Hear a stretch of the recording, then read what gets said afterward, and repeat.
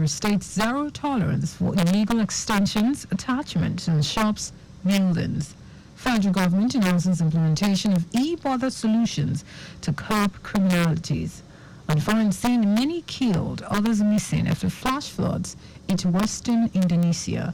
And in sport, world record holder Toby Amusho wins first Jamaica Athletics Invitational in Kingston. Now, the details.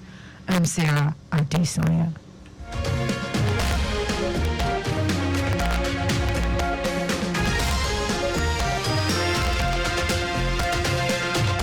The General Manager of the Lagos State Building Control Agency, LOBSCA, Bolamuki, has reiterated the state government's zero-tolerance stance on illegal construction of extensions and attachments on shops and buildings in any part of the state.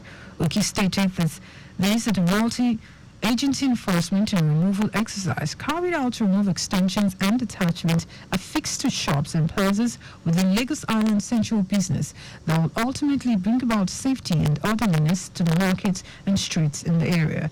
Speaking to newsmen, he noted that those extensions affixed to shops and buildings within the area are constituting nuisance and a hindrance to rescue operations during emergencies, while warning owners of shops and business premises with extensions and attachments to remove them immediately. Oki said the removal exercise is continuous and will be extended to other parts of the state. He found that the practice of mounting diesel and petrol generators on rooftops, penthouses and iron staircases of shops and plazas within commercial centers, instructing that such generators should be brought down immediately. The General Manager of Lagos State Infrastructure Asset Management Agency, LASIAMA, Adenike Adekombi, says Governor Babajide Sanwo-Olu's administration has spearheaded initiatives that prioritize innovation in healthcare infrastructure, which is continuing to earn commendations from various stakeholders. Adekombi said this while responding to recent online comments praising maintenance activities at various maternal and child centers, MCCs, across the state. According to her, the endorsement underscored the dedication and effectiveness of LASIAMA's partnership with the facility management company entrusted with maintenance duties.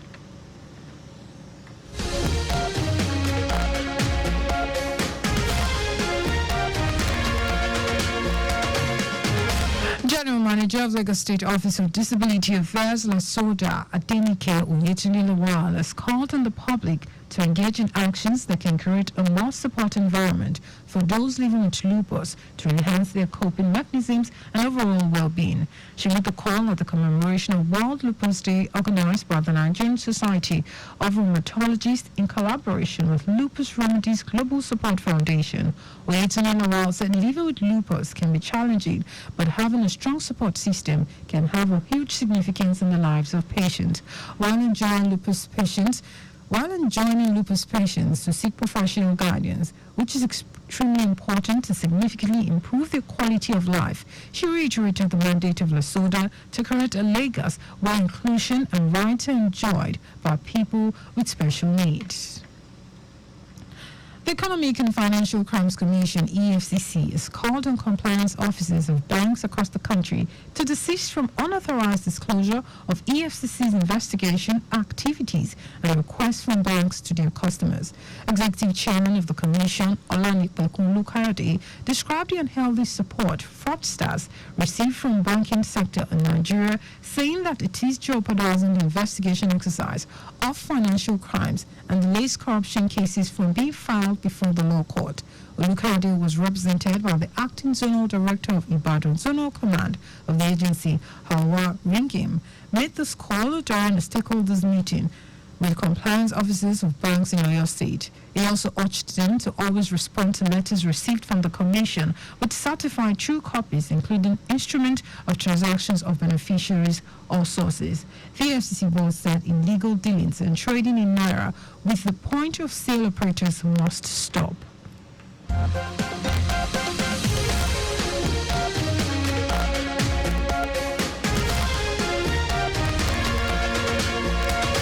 The Nigeria Immigration Service announced the implementation of e-border solutions in Kebbi State following a comprehensive two-day visit by the Service's Comptroller General, Ken Nandap, to assess the nation's borders firsthand. Speaking at the Kebbi State Governor's Office, NANDAP emphasized the service's readiness to continue deploying advanced technology to safeguard Nigeria's borders. She stressed that e-border solutions will help checkmate trans-border crimes and other related offenses. Also, Governor Nasir promised to provide vehicle to enhance operational efficiency, stating that the partnership underscores a shared commitment to promoting national security and sustainable migration governance. The Nigerian Customs Service has intercepted 12,435 litres of premium motor spirit, PMS, worth 10.8 million naira being illegally exported to Cameroon. Customs Area Controller in Adamawa Taraba Area Command, Garba Bashir, explained that the product was packed in 491 jerry cans, 25 litres each, and 8 jerry cans. Bashir, who said that no suspect was arrested as the perpetrators abandoned the items and absconded to avoid arrest, added that the product had been auctioned due to its flammable nature. And in foreign news, at least 14 people, including several children, have been killed and many others missing after flash floods and cold lava from a volcano hit western Indonesia. Basarnas Search and Rescue Agency said the disaster hit Agam and Tanah Datar district in West Sumatra province after heavy hours of heavy rain, triggering a flash flood and cold lava from Mount Merapi. Head of the local rescue agency, Abdul Malik, said 9 bodies were identified, including those of a 3-year-old and an 8-year-old. Malik said authorities have dispatched a team of rescuers and rubber boats to look for the missing victims and to transport people to shelters. Added that the local government has set up evacuation centers and emergency posts in several spots in District 2.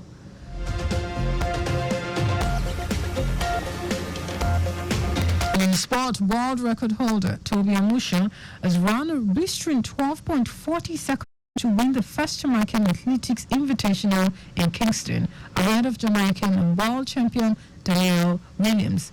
Amusha was the fastest woman in the women's 100-meter hurdles. This year was behind reigning world champion Williams and America's Nia Ali, but surged ahead in the closing stages, beating a previous world-leading time set by Tony Marshall of the United States of America on April 20.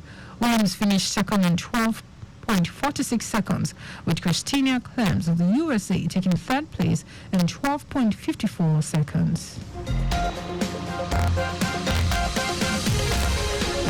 Just before we go, speed thrills but kills. Please do not drive beyond the specified speed limit. You can follow us and like all our various social media platforms: X Traffic Radio 961, Instagram Lagos Traffic Radio 961. Subscribe and watch our news and programs live on YouTube at Traffic Radio 961. You can also visit our website at trafficradio961.ng. Did you know that Sonolo administration supplied 86,000 dual furniture set to 775 public schools? You can get more details on the Lagos State Government website. To end the news, here are the highlights of the major stories.